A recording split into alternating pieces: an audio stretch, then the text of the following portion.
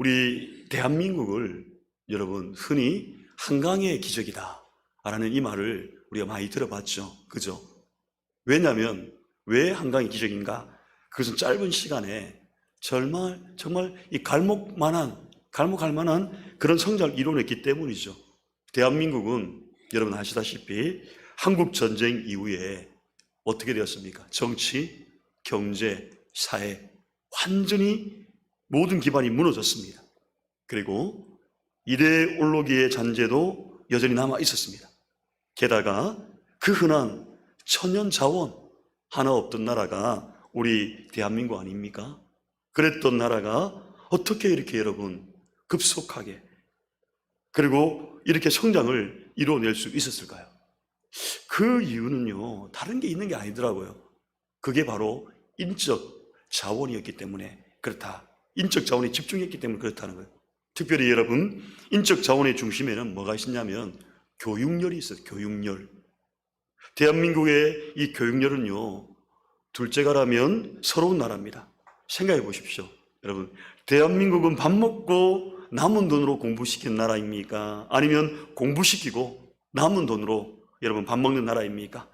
우리나라는요, 밥은 굶더라도 어떻게 합니까? 자녀들은 공부시키자는 나라가 우리 대한민국 아닙니까? 오늘날 여러분 참 수고 많은데요, 경제가 참 어렵습니다. 참 어렵다는 거 우리가 모두 공감합니다. 허리띠를 졸라매고 살림살이를 아낍니다. 그런데 쉽게 못 아끼는 것이 뭡니까? 교육비란 교육비. 우리가 못 배우고 못 살았기 때문에 우리 자녀들만큼만은 정말 잘 가르쳐서 잘 사게 하고자 하는 이 마음이 부모의 심정이라는 거예요. 그 결과 여러분 어떻게 됐습니까? 대한민국은 G12이죠.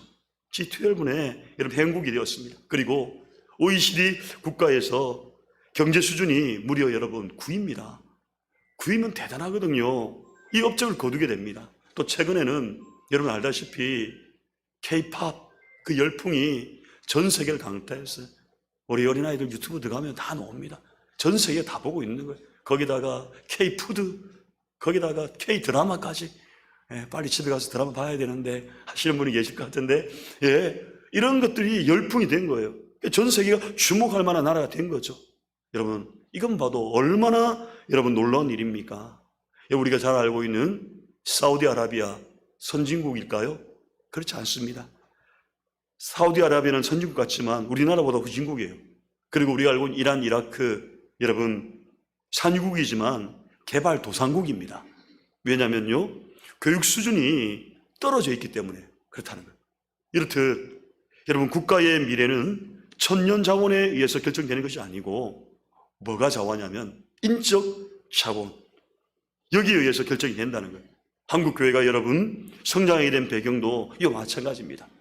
한국교회의 여러분 성장은요, 인적 자원에 있었다는 겁니다. 특별히 그 중심에는 뭐가 있었냐면 주일학교가 있었어요. 주일학교가. 제가 어릴 때부터 신앙생활 하면서 느낀 것 중에 1970년대 그리고 1980년대에는요, 주일학교가요 가히 대단했습니다. 여기 우리 어르신들도 계신데요, 그 당시에는요 아이들이 바글바글 했습니다. 얼마나 아이들이 많은지. 그 당시 성경학교를 하게 되면요, 교사들이, 전사님들이 그냥 동네에 북을 치고 다닙니다. 북 치는 소리에 아이들이 교회를 막 따라오게 됐어요. 그러면 아이들에게 교회는 어떻게 합니까? 말씀을 가르치고요, 찬양을 가르치고요, 게임도 가르치고 또 그게 공부도 가르칩니다. 지금 여러분 생각하면 그다지 세련되지 않았습니다. 세련된 모습이 아닙니다. 하지만 교회가 세상의 문화를 주도했다는 거예요. 그리고 여러분 배고픈 아이들에게 따뜻한 음식을 주는 곳이 누구냐면 교회였습니다. 교회.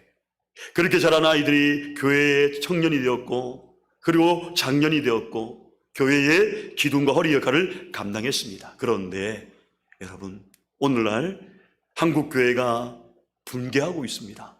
붕괴하고 있다. 1990년대 초부터 마이너스 성장을 이루었습니다. 특별히 교회의 건강성을 가늠하는 표지가 있는데, 지표가 있는데 그게 뭐냐면 다음 세대 숫자입니다. 다음 세대 숫자입니다. 우리는 가슴을 쳐야 됩니다.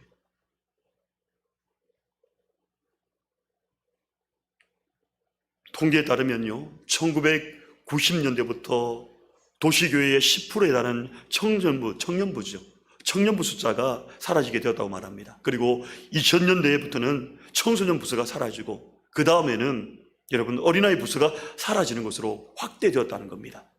과거에는 여러분 개척교회, 지금 미자립 교회죠. 미래자립교회죠. 시골교회 중심으로 주일학교가 사라졌는데, 이제는 조금씩 중형교회도 도시교회에서 주일학교가 사라지고 있습니다. 이런 소멸은 팬데믹 이후에 더 심화되었습니다. 무려 도시교회에, 여러분 놀라지 마십시오, 60%의 주일학교가 사라지고 말았다는 겁니다. 그렇다면 이러한 감소의 원인이 무엇일까요? 이렇게 왜 감소하고 있을까? 여러 가지 요인이 있는데요, 제가 보니까 한 3가지로 정리를 할 수 있습니다. 그 첫 번째는 뭐냐면 바로 부채 때문에, 교회에 여러분 부채가 견디지 못했기 때문에. 부채. 한국 교회에서 여러분 2000년대 초반에 교회 건축률이 올랐습니다. 우리 여기 어르신들 다 알 거예요. 그래서 크고 비싸고 화려한 성전을 지었습니다. 그런데 대다수 재정은 어디서 나왔을까요? 은행 대출에서 나온 거예요.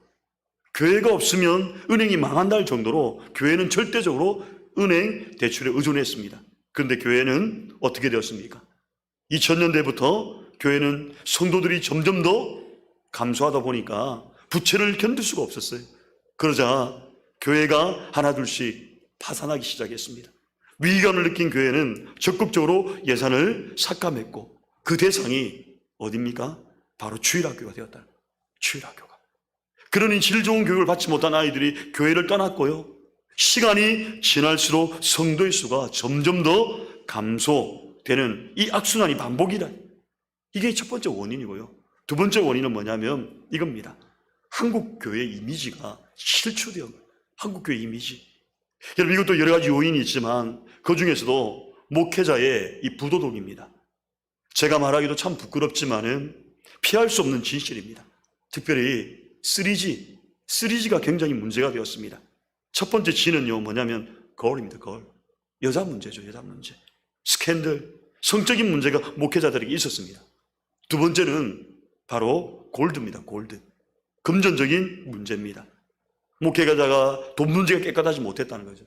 세 번째는 G가 뭐냐면 글로리입니다. 글로리. 이건 영광이죠. 자신이 교회의 재앙이 되었고 하나님의 영광을 가르치고 자신의 영광을 구하는 사람이 되었다는 거예요. 일반적으로는 여러분 성도는요 목회자에 대한 기대치가 있지요. 목회자는 적어도 이 정도는 돼야 된다. 그런데 목회자의 도덕성에 문제가 점점 발생하게 되었고 성도들은 어떻게 했습니까? 교회를 불신하게 됩니다. 또 교회의 분쟁도 한몫했습니다. 오늘 다 지적합니다. 여러분, 교회의 다툼이 세상 법정으로 가게 되는 일이 비일비재했죠. 그래서 어떤 교회에서는요 2파로 나눠졌어요.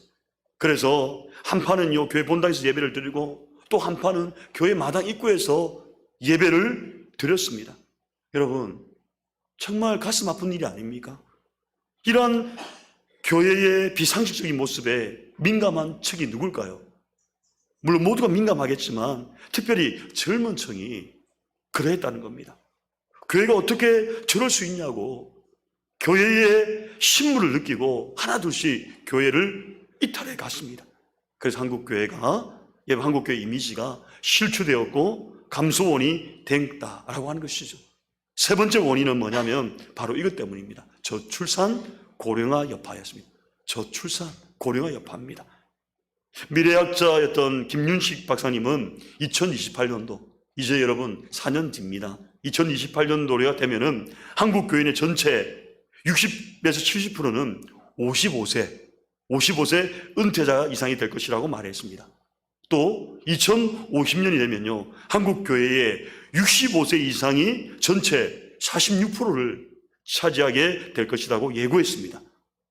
서글픈 일입니다, 여러분.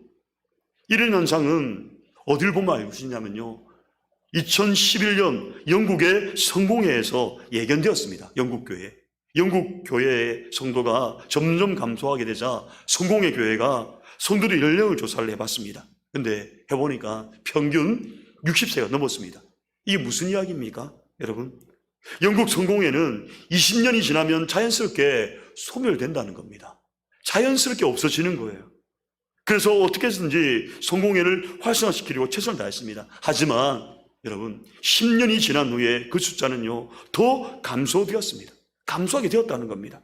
전문가들은 한국교회도 이러한 전철을 분명히 밟고 있다라고 말합니다. 왜냐하면 한국도 여러분 아시다시피 저출산 문제 국가가 고민하고 있습니다. 우리가 다 알고 있는 거죠. 또 뭡니까? 고령화 문제를 비켜갈 수 없기 때문입니다. 그렇다면 여러분 한번 생각해 봅시다. 대안이 뭘까요? 예?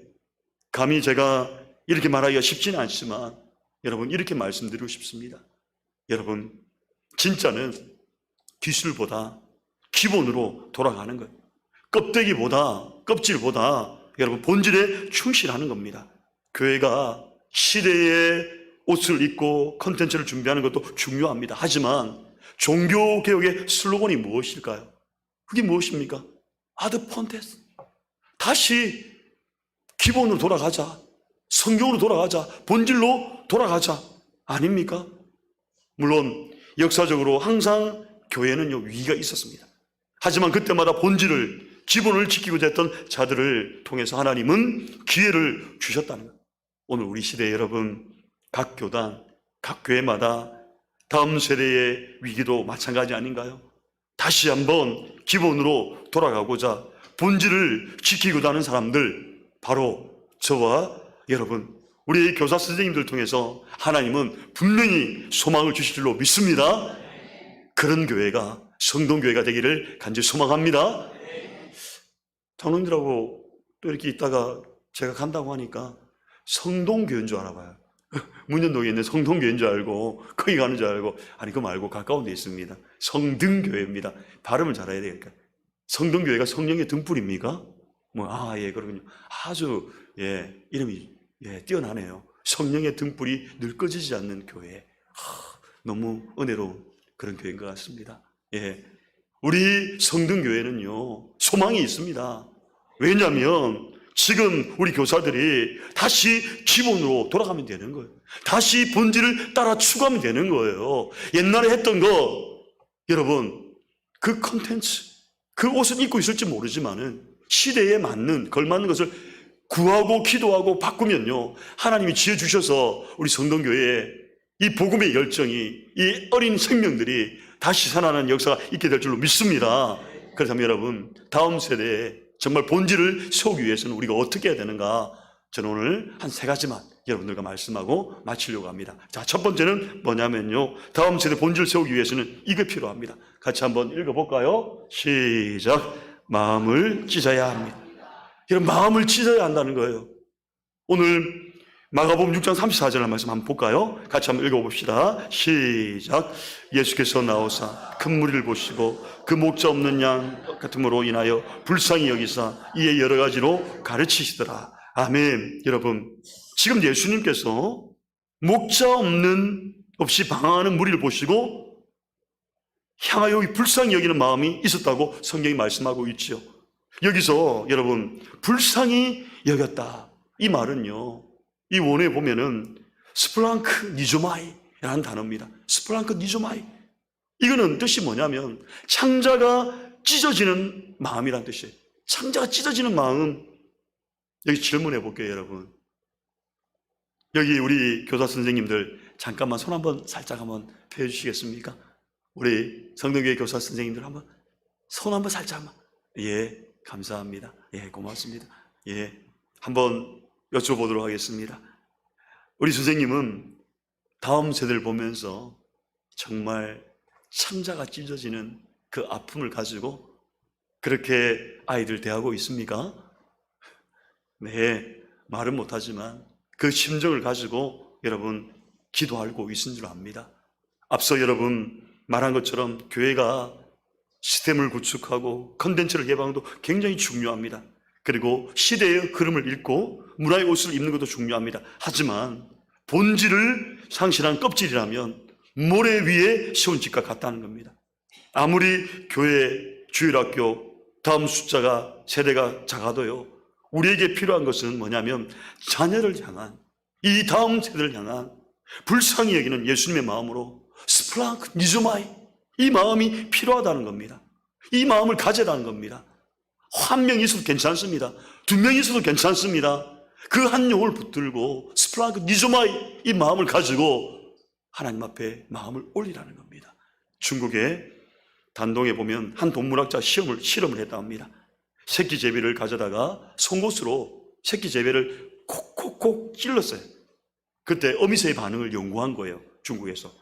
사람이 얼마나 잔인한지 어떻게 이렇게까지 실험을 할 수 있는 정도였습니다. 어쨌든 실험자가 여러분 새끼 제비를 가져다가 송곳으로 가슴에 콕콕 찔렀어요. 당연히 새끼가 어떻게 합니까? 비명을 지르는 거예요. 아프니까. 또 실험자가 다리에 찌르고 가슴에 찌르고 머리에 찌르고 날개에 찔렀더니 비명소리를 막 지르는 거예요. 소리가. 근데 그 고통을 지켜보고 있는 또 다른 새가 있었습니다. 바로 어미새였어요. 어미새. 새끼 새가 고통받는 모습을 보면서 더 고통받는 이 모습은 그런 모습을 보여준 거예요. 그래서 어미새가 갑자기 후다닥 날아오더니 벽에 자신의 몸을 부딪히고 떨어진 거예요. 그리고 다시 실험자가 새끼 새의 송골 찌르더니 또다시 후다닥 날아오더니 벽에 자신의 몸을 부딪히고 떨어질 때 이게 수차례 반복을 했습니다. 그리고 그만 어미제비가 죽고 말았습니다. 실험 직후에 여러분 어미새의 배를 갈라보았어요. 어미새의 배를. 그건 끔찍한 일이 벌어진 겁니다. 온 내장과 창자, 장기가 갈기갈 찢어 있었다고 합니다. 여러분 이것이 바로 목자 없이 방황하는 무리를 보시며 하셨던 예수님의 마음이라는 거예요. 여러분들은 주일학교 자녀를 보면 어떤 마음이 드십니까? 다음 세대의 아픔과 처지를 공감하고 계십니까?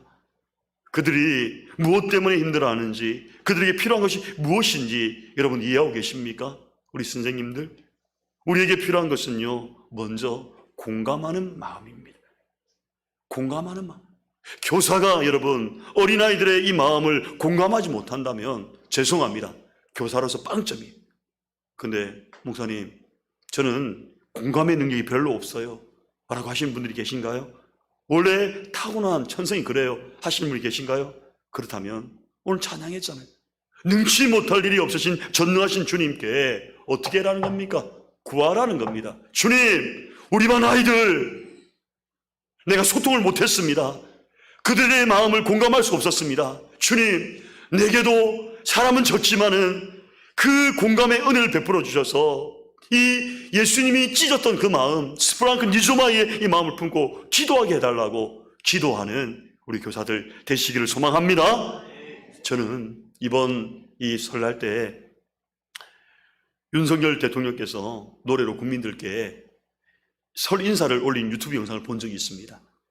봤는데요, 공감이 되었는데 이 가사가 너무 은혜롭더라고요. 목사 그러면 안 되는데 굉장히 은혜롭더라고요. 그 가사 내용이 뭐냐면 이렇게 이야기합니다. 그대 어깨 위에 놓인 짐이 너무 힘겨워서 길을 걷다 멈춰진 그 길가에서 마냥 울고 싶어질 때 아주 작고 약한 힘이지만 나의 손을 잡아요. 따뜻함을 느낄 수 있도록 어루만져 줄게요. 우리가 저마다 힘에 겨운 인생의 무게로 넘어질 때 그 순간이 바로 우리들의 사랑이 필요하다. 저만 공감합니까? 예? 우리 성도는 공감이 안 되는. 그대 어깨 위에 놓인 짐이, 우리 교사 선생님들의 어깨에 놓인 짐이 너무 힘겹다는 거예요. 지친다는 거예요. 다들 떠나는데 나만 지키고 있느냐. 나도 큰 교회 가고 싶고 잘 나가는 교회 가고 싶고 이런 마음이 죄송합니다. 안 되냐는 거예요.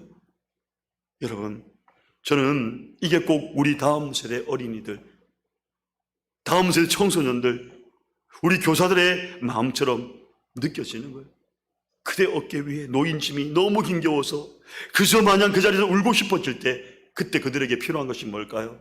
공감의 마음, 사랑이 필요한 겁니다. 같이 울어주는 눈물이 필요하다는 거예요. 오늘 우리는 우리 시대의 이러한 아픔을 공감하며 예수님께서 무리들 불쌍히 여겼던 그 심장으로 다음 세대를 바라보며 마음을 찢듯 기도하는 우리 성동교회가 다 되시기를 주님의 이름으로 간절히 축복합니다. 아멘. 두 번째는 여러분, 다음 세대의 본질 세우기 위해서는 무엇이 필요한가? 마음을 찢는 그런 마음이 필요하지만 또 한 가지 더 필요합니다. 그것은 바로 이겁니다. 같이 한번 읽어볼까요? 시작. 한 사람에게 생명을 걸어야, 한 사람에게 어떻게 해요? 생명을 걸으랍니다. 여러분 마태복음 25장 40절 말씀 한번 보십시오. 같이 한번 읽어볼까요? 시작. 너희에게 이르노니 너희가 여기 내 형제 중에 지극히 작은 자 하나에게 한 것 같이 곧 내게 한 것이니라 하시고. 아멘. 여러분 보십시오. 지금 지극히 작은 자 하나에게 한 것 같이 곧 내게 한 것이다. 대부분의 사람들은 큰 일을 이루는데 공을 들이죠. 그죠? 직장에서도 큰 프로젝트를 따면요, 실력이 있다고 칭찬합니다. 사업도 마찬가지죠. 돈도 크게 벌어야 합니다. 인생 한번 태어났으면 큰일 한번 해보고 가야 되는 거 아닙니까? 라고 외칩니다. 그게 일반적인 생각이에요. 그런데 문제는 뭘까요? 큰일에만 신경 쓰다가 작은 일, 한 사람을 놓치는 경우가 너무 많다는 거예요. 예수님은 끊임없이 한 사람에 대해서 말씀하고 있습니다. 지극히 작은 자에 대한 소중함을 말하고 있다는 겁니다. 지극히 작은 자에게 한 것이 바로 내게 한 것이다. 사실 교회도 여러분, 교회 미래도 마찬가지 아닙니까? 우리 다음 세대의 소중한 한 영혼과의 씨름이에요. 지금 한 사람과 씨름입니다. 왜냐하면 교회는 유기체입니다. 그래서 한 사람이 무너지면요, 도미노처럼 전체가 무너지는 거예요. 하지만 한 사람이 살아나면요, 어떤 일이 벌어집니까? 세포 분열처럼 전체가 살아나게 됩니다. 여러분, 한 사람 한 사람에 대한 소중함을 잊지 마시기를 간절히 소망합니다. 사실 여러분, 우리 교회도 그렇고요, 또 우리 성동교회도 주일학교 숫자가 그렇지 많지 않을 겁니다.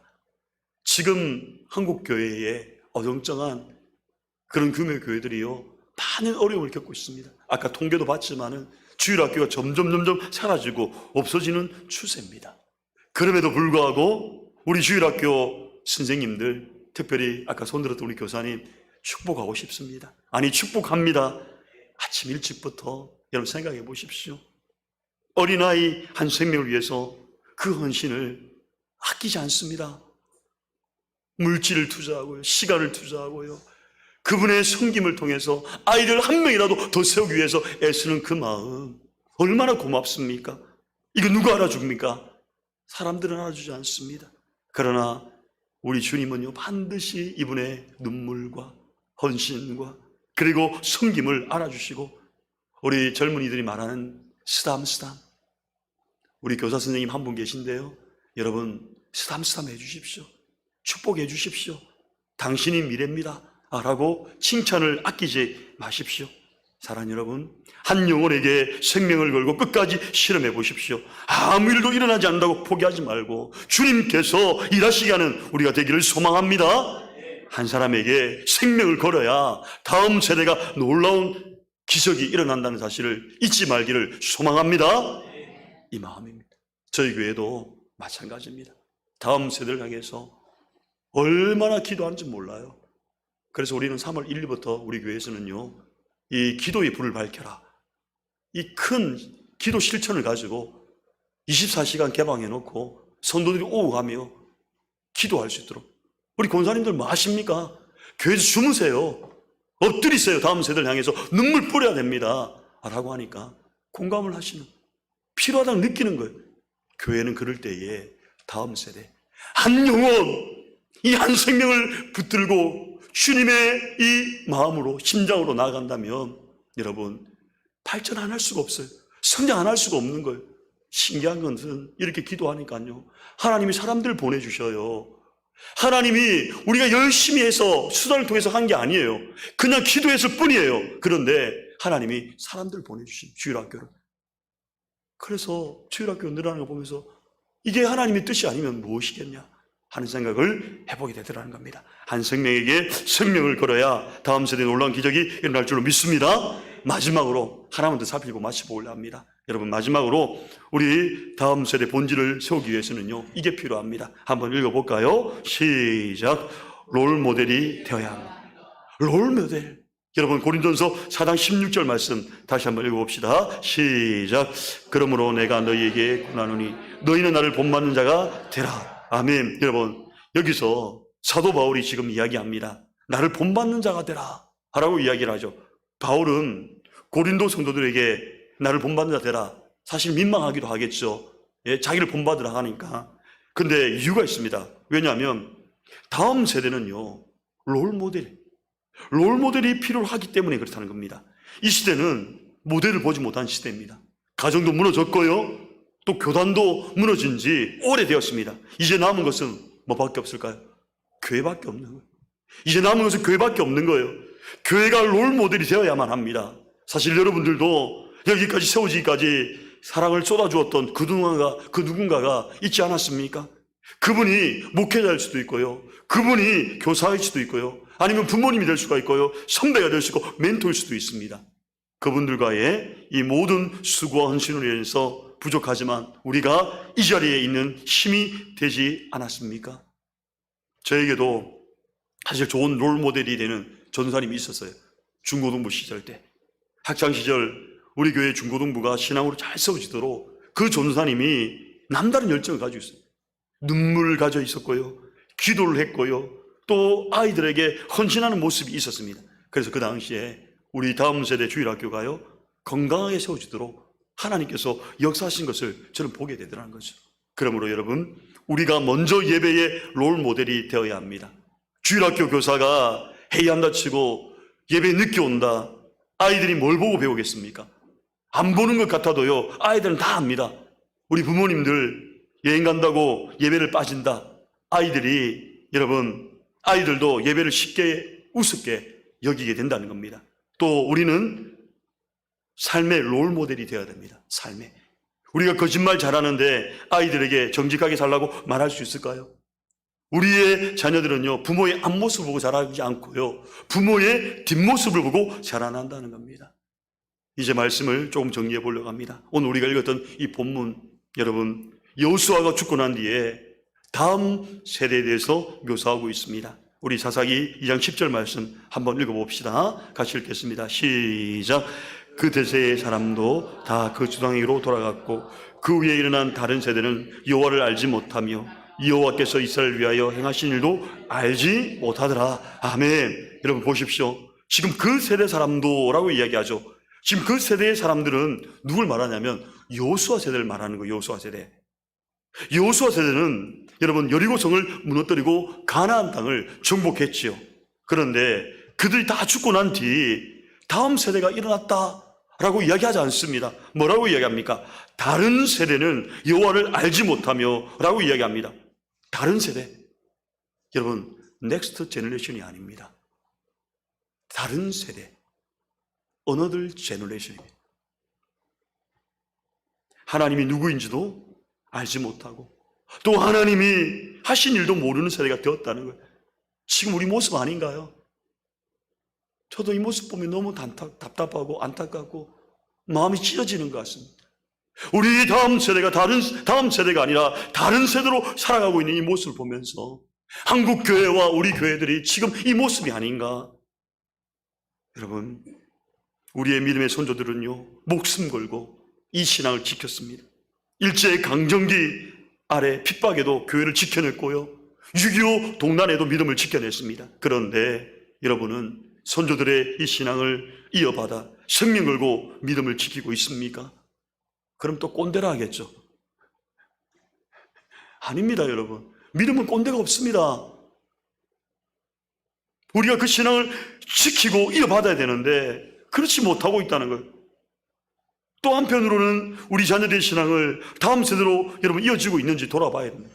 혹시 우리 자녀들은 다른 세대가 되어 있지 않습니까? 하나님도 모르고 하나님이 하신 일도 모르고 마치 여호수아 다음 세대가 다른 세대가 되었던 것처럼 말입니다. 우리의 자녀들이 다른 세대가 아니라 우리의 신앙을 계승하는 다음 세대로 세워져야 할 줄로 믿습니다. 신앙을 여러분, 이 신앙의 대가 이어가게 해야 됩니다.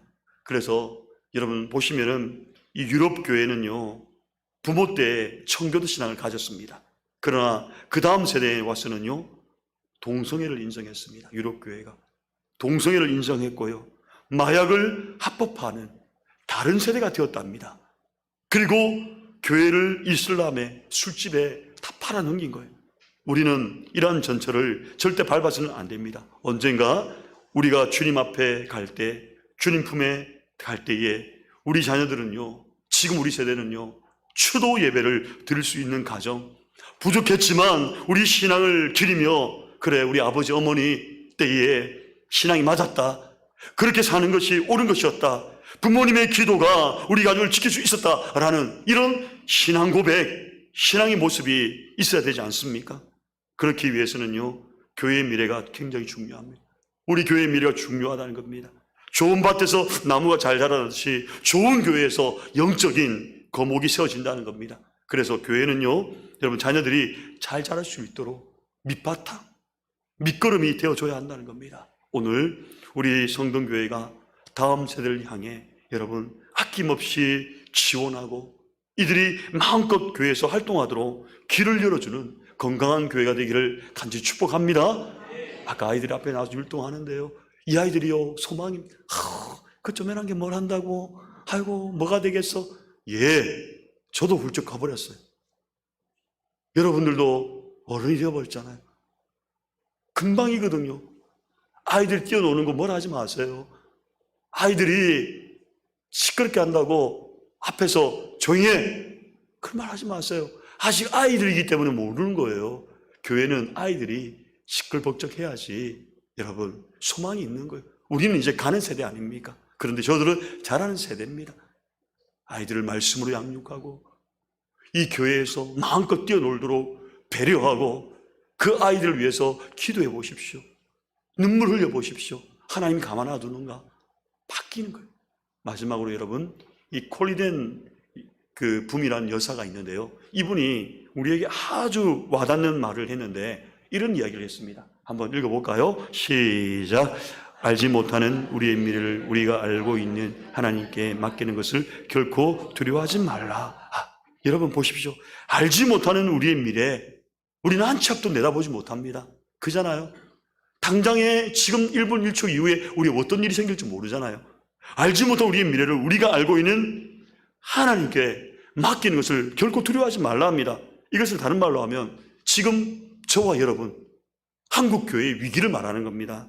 하지만 누군가가, 우리 교사 선생님이 고민하고 기도하면 하나님은 다시 한번 은혜를 베풀어 주실 것을 믿습니다.